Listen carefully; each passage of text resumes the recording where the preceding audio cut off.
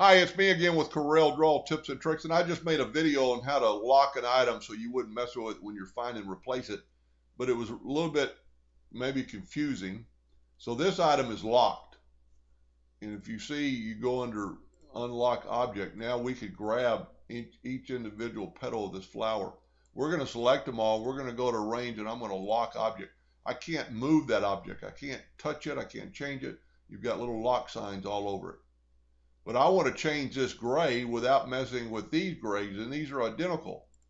So go to Edit, Find and Replace, Find Object, Begin New Search, Fields, Uniform Fields. And if you don't know what color that gray is, you can check on this down arrow and get your eyedropper tool, and it's everything 0 but K. Go Next, Finish, Find All in the search, and just X out. Now I've got just the grays, and it did not mess with these grays.